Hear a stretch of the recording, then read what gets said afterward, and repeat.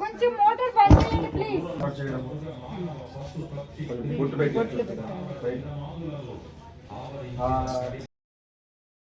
రామ జయ రామ జయ జయ రామ శ్రీరామ జయ రామ జయ జయ రామ శ్రీరామ జయ రామ జయ జయ రామ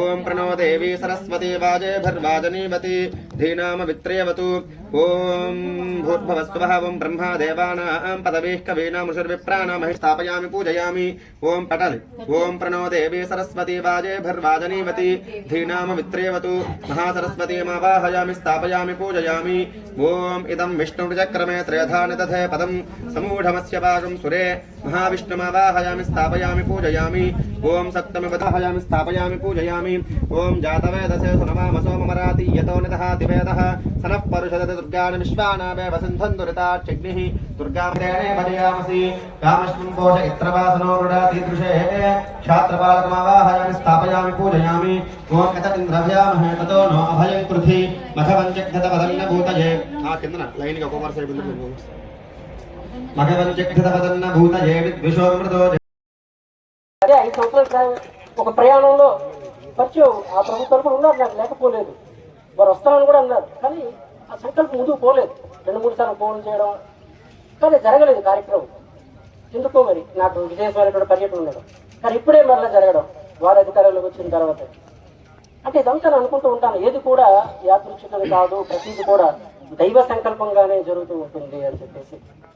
అదేవిధంగా నేను 300 దేవాలయాల్లో, ఆంధ్ర రాష్ట్రంలో 300 దేవాలయాలు, తెలంగాణలో 270 దేవాలయాల్లో ప్రవచనం చేయగలిగాను అంటే దానికి కూడా పరోక్షంగా ఎమ్మెల్యే గారి ప్రోత్సాహం కూడా ఉంది నాకు.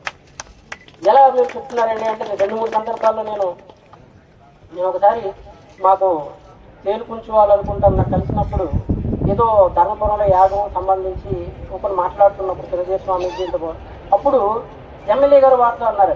నేను అభిషేక్ ఎమ్మెల్యే గారితో కూడా నేను ఇప్పుడు అనలేదు, ఇస్తున్నాను. వారు నాకు అన్నారు, మీకోసం ఎమ్మెల్యే గారు చెప్పారండి, మనకు స్వామీజీ ఉన్నారయ్యా. నమస్కుర్యాన్న శ్రీలంకీర్తయే దేత ఏవ దేవతా ప్రీణాతి పర్యాప్య అనంతరాయ సర్వస్తోమోదిరాత్రముత్తమమహర్భవతి సర్వస్యాప్యే సర్వస్య జిద్యే సర్వమేవ తేనాప్నోతి పదం విశ్వతః పరమాన్ నిత్యం విశ్వన్నారాయణగుం హరిం విశ్వమేవేదం పురుషస్తద్విశ్వముపజీవతి పతిం విశ్వస్యాత్మేశ్వరగుం శాశ్వతగుం శివమచ్యుతం నారాయణం మహాజ్ఞేయ. మరి ముఖ్యంగా పెద్దలు ఏంటంటే ఎన్నో మరి సభలు అలాగే ఎన్నో కార్యక్రమాలు మీరు నిర్వహించి ఉంటారు. మీ ముందు హిందూ ధర్మం గురించి మాట్లాడడం అంటే హనుమంతుడి ముందు కుప్పలేకట్టే, కానీ మాకంటూ ఉన్నటువంటి దాడి చేస్తున్నటువంటి సమయం, ఒక సమయంలో మొఘలీయుల ప్రభావం, ఒక సమయంలో బ్రిటిషర్స్ ప్రభావం మన మీద ఎక్కువైపోయి మనకున్నటువంటి, నేను చాలా ప్రవచనాలు వింటూ ఉంటాను కొన్నిసార్లు. మన ముఖ్యంగా ఏంటంటే చాగంటి గారు అలాగే గరికపాటి గారు, చాగంటి గారి కన్నా గరికపాటి గారు చురకలు వేస్తూ చాలా బాగా చెప్తారు. తర్వాత ఈ రోజు మనకున్నటువంటి వాస్తవ పరిస్థితులు ఒకసారి మనం ఆలోచించుకున్నట్లయితే ప్రపంచానికి పాఠాలు చెప్పినటువంటి దేశం మన భారతదేశం. ప్రపంచానికి పాఠాలు చెప్పింది. ఈరోజు ఇప్పుడు మనం కొత్తగా మాట్లాడాల్సినటువంటి అంశం ఏమీ లేదు. ప్రపంచానికి పాఠాలు ఎందుకు చెప్పింది అంటున్నానంటే ఇప్పుడే స్వామి గారు మాట్లాడుతున్నప్పుడు చెప్పారు, ఎక్కడో రష్యాలో ఆంజనేయుడి విగ్రహం దొరుకుతుంది, ఎక్కడో అమెరికాలో బ్రహ్మదేవుడి విగ్రహం దొరుకుతుంది. అంటే మన తాలూకా సంస్కృతి ఎన్ని వేల యుగాల వెనకతల నుంచి ఉందో ఒక్కసారి మనందరం కూడా ఆలోచించుకోవాలి. మరి అటువంటి భారతదేశం విశ్వగురువు అంటారు. ఎందుకు విశ్వగురువు అంటారు అని అంటే ప్రపంచానికే పాఠాలు చెప్పినటువంటి దేశం చరిత్ర మనకు ఉంది కాబట్టి మన దేశాన్ని విశ్వగురువు అంటారు. అసలు చదువు అంటే ఏంటో తెలియకపోయినప్పుడు నాగరికత అంటే ఏంటో తెలియకపోయినప్పుడు ఆ రోజుల్లో మన దేశంలో యూనివర్సిటీలు ఉండేవి.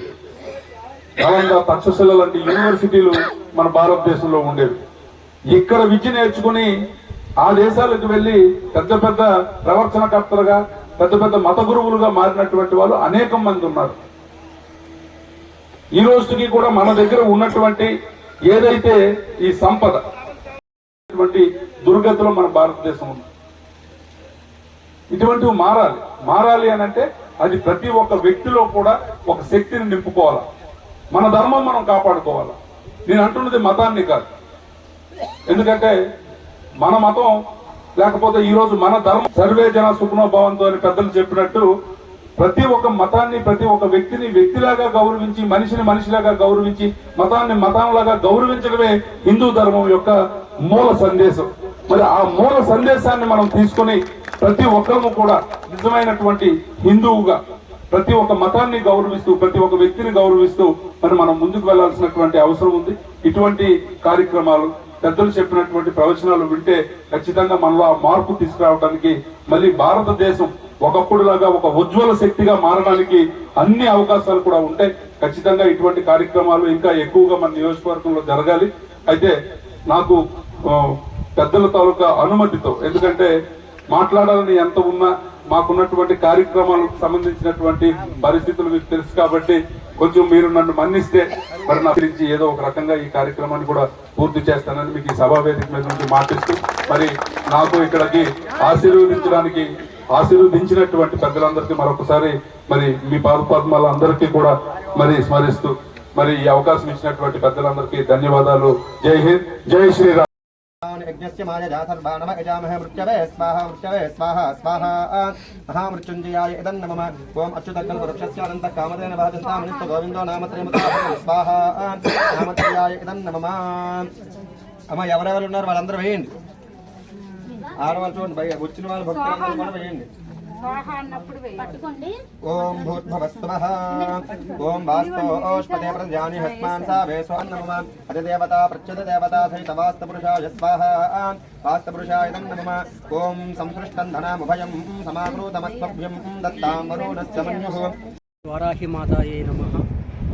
ఇక్కడ ఇచ్చాపురం పట్టణంలో 2018 సంవత్సరం నుండి ఈ ఆశ్రమాన్ని స్థాపించి అనేక ధార్మిక కార్యక్రమాలు చేపడుతూ ఉన్నాం. అందులో భాగంగా ఈరోజు మన సుదూర ప్రాంతాలను విచ్చేసినటువంటి పీఠాధిపతులతో హిందూ ధార్మిక ప్రవచన కార్యక్రమము, అదేవిధంగా వారాహి హోమము జరిపించడం జరిగింది. అదేవిధంగా విచ్చేసినటువంటి భక్తులకు అన్నప్రసాదం వితరణ కూడా చేయడం జరిగింది. ముఖ్యంగా ఈ యొక్క కార్యక్రమం యొక్క నేపథ్యం ఏమిటంటే మన ధర్మం యొక్క ఔన్నత్యాన్ని ప్రతి ఒక్కరూ తెలుసుకోవాల్సినటువంటి అవసరం ఎంతైనా ఉంది. ఎందుకంటే హిందూ ధర్మం అంటే మానవ జీవన విధానము. ప్రస్తుత కాలమాన పరిస్థితుల్లో విలువలు దిగజారిపోతున్నటువంటి రోజుల్లో మన పురాణ ఇతిహాసాల్లో ఉన్నటువంటి మానవ విలువలు ఏవైతే ఉన్నాయో ఆ విలువలను ఏ విధంగా పెంపొందించుకోవాలి, రామాయణం నేర్పిస్తున్నటువంటి మానవ జీవన విధానం ఏమిటి, మహాభారతంలో ఉన్నటువంటి వ్యక్తిత్వ వికాసం ఏమిటి, అదేవిధంగా పురాణాల్లో వేదాల్లో ఉన్నటువంటి విజ్ఞానము నేటి విద్యార్థులకు, అంటే ఒక విద్యార్థి దశ నుండి ఏ రంగాల్లో వాళ్ళ వృత్తులకు సంబంధించి కూడా వాళ్ళు ఏ విధంగా నడుచుకోవాలి, వారికి ఎటువంటి దృక్పథం ఉండాలి అనేటువంటి అంశాలు మనకు పురాణాల్లో వేదాల్లో కనబడుతూ ఉంటాయి. వాటన్నిటిని క్రోడీకరించి ఇక్కడ ప్రవచనాల రూపంలో ఏర్పాటు చేసినటువంటి కార్యక్రమమే హిందూ ధార్మిక మహాసభ. అదేవిధంగా వారాహి అమ్మవారిని ఇక్కడ మన ఆశ్రమంలో ప్రతిష్ఠించడం జరిగింది. ఆంధ్ర రాష్ట్రంలో మొట్టమొదటిగా ప్రతిష్ఠించినటువంటి వారాహి అమ్మవారిని మా ఆశ్రమంలోనే అని చెప్పి ఈ సందర్భంగా మేము అందరికీ తెలియజేసుకుంటున్నాం. కాబట్టి ప్రతి ఒక్కరూ కూడా ఇక్కడ ఆశ్రమంలో అమ్మవారిని దర్శించుకుని ఆయురారోగ్య ఐశ్వర్యాలు పొందాలని ప్రజలకు పిలుపునిస్తూ ఇక్కడ ప్రతి శుక్రవారం కూడా అమ్మవారికి హోమం జరుగుతూ ఉంటుంది, విశేష హోమం అమ్మవారికి. అలా హోమం జరిపించుకోవాలనుకున్నటువంటి వాళ్ళు కూడా ఆశ్రమ నిర్వాహకులని మా శిష్యులను మీరు సంప్రదించవచ్చు అని చెప్పి కూడా సందర్భంగా తెలియజేస్తున్నాను.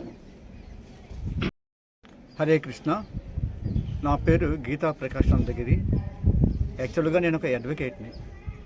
కానీ మన పిల్లలకి, ముఖ్యంగా విద్యార్థులకు ఏమిటంటే ఈ సనాతన ధర్మం గురించి కానీ, ఇథిక్స్ అంటారు, నీతి శాస్త్రంలో ఉన్న విషయాలు కూడా వాళ్ళు తెలియటం లేదు. అదే ఉద్దేశంతోనే మేము ఏంటంటే గీతా మందిరం స్థాపించి భగవద్గీతతో పాటు నైతిక విద్యని విద్యార్థులకు బోధించడం అన్నది మా యొక్క ప్రధాన కర్తవ్యం. చూడండి, ఈ రోజుల్లోన నైతిక విద్య ఎవరు కూడా చెప్పడం లేదు. కానీ అందుచేత ఏంటంటే పిల్లలు ఏంటంటే చాలా వరకు కూడా వాళ్ళు లేనిపోని వ్యసనాలతో కూడా బయలవుతున్నారు వాళ్ళు. అలాగే పెద్దల యందు భక్తిభావం కూడా లేకపోతుంది.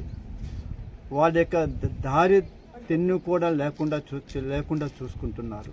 అందుచేత వాళ్ళకి ఏమిటంటే నైతిక విద్యతో పాటు ధర్మ బోధన, అంటే సనాతన ధర్మ బోధన, ఏది మంచో ఏది చెడో వాళ్ళు తెలుసుకోవడానికి ప్రయత్నం చేస్తూ, అలాగే వాళ్ళ మనోవికాస శాస్త్రం కూడా చెప్పడం ఉంటుంది. ఎందుకంటే పిల్లలు చాలా విధాలుగా వాళ్ళు లేనిపోని ఈ మొబైల్స్ వల్ల వాళ్ళు గతి తప్పుతున్నారు, మతి పోతుంది వాళ్ళకి. అంచేత వాళ్ళకి ఏంటంటే నైతిక విద్యతో పాటు భగవద్గీత యందలి ధర్మ సూత్రాలు చెప్తున్నాయి. భగవద్గీత ఏమిటి? మానవ ధర్మ గ్రంథం, మానవ ధర్మాన్ని చెప్పేదే భగవద్గీత. మనిషి ఎలాగ జీవించాలో చెప్పబడిందే భగవద్గీత. అలాంటి ధర్మ గ్రంథాన్ని ప్రతి ఒక్కరు కూడా ఆచరించాలని మా ఉద్దేశం. భగవద్గీత అన్నది ఒక హైందవ ధర్మం కాదు, సర్వమానవ ధర్మ గ్రంథమే భగవద్గీత. ఈ భగవద్గీత అనే విషయాలన్నీ కూడా భావితరాలకి మేము చేర్చాలనే ఉద్దేశంతోనే ఈ గీతా మందిరం పెట్టు, అలాగే ఎక్కడైతే మన ఈ సనాతన ధర్మ సభలు అవుతున్నాయో అక్కడికి వెళ్ళి మన సనాతన ధర్మాన్ని ప్రజలకి చెప్పి వాళ్ళని కూడా ఉత్తేజపరిచి ఈ ధర్మాన్ని చేసేటట్లు చేయటం అన్నదే మా గీతా మందిరం యొక్క ముఖ్యమైన ఉద్దేశము. హరి ఓం, హరే కృష్ణ. హరి ఓం. నా పేరు తారకానంద భారతీ స్వామి. మాది శ్రీ రామానంద యోగ విజ్ఞానాశ్రమం, ఎన్బోటి వలస, తెర్లా మండలం, విజయనగరం. అయితే ప్రస్తుత కాలంలో మన హిందూ ధర్మము, మన హిందూ ఇదైనటువంటిది ఒక మహాసముద్రం. తత్మా మతములు అయినటువంటివి పిల్ల కాలువలు. ఎంతైనా ఎండకి ఎండిపోవడము, వాన వచ్చేటప్పుడు గుప్పమండమే. కానీ ఎన్ని కాలువలు వచ్చైనా మన సముద్రంలోనే కలిగాయి. అసలు మన హిందూ ధర్మం అయినటువంటిది మహాసముద్రం, చాలా క్షీరసాగరం లాంటి. ఎన్ని కాలువలు అంటే నీరు వచ్చినా మనం ఎంతైనా దాన్ని భరించే శక్తి మనకు ఉంది. కాబట్టి ఈ పిల్ల కాలువలు అన్నీ పెట్టివి ఆ వాన వచ్చేటప్పుడు కొంచెం నిడుతాయి, వేసి వచ్చేసరికి అడుగంటుపోతాయి. కానీ మన హిందూ ధర్మం అయినటువంటిది అలాగ అడుగంటది. అది సర్వకాల సర్వావస్థలంతా కూడా అది ఎప్పుడు కూడా మనకి రెట్టింపు అయ్యి మన ధర్మమే మనల్ని రక్షిస్తుంది. కాబట్టి ధర్మో రక్షిత ధర్మాన్ని ఎవడైతే రక్షిస్తాడో ఆ ధర్మమే మనల్ని రక్షిస్తుంది. కాబట్టి ఈనాడు మఠాధిపతులు, పీఠాధిపతులు, ఆశ్రమాధిపతులు అందరం కూడా హిందూ ధర్మం గురించి రాత్రి పగళ్ళు కష్టపడి ఈ హిందూ మతాన్ని అభివృద్ధి చేసి మన మతాన్ని కించపరిచినటువంటి వాళ్ళు కూడా వాళ్ళు గౌరవాది నరకాన్ని పొందుతారు. ఎందుకంటే వాళ్ళు తేలిక కాదు. ఎందుకు మొట్టమొదటి నుంచి మన దీంట్లో వెళ్ళినటువంటి వాళ్ళే వాళ్ళు. కాబట్టి వాళ్ళు ఏదో పేరు మార్చుకొని అయినంత మాత్రాన మన ధర్మం కుంటిపడదని నా నమ్మకం.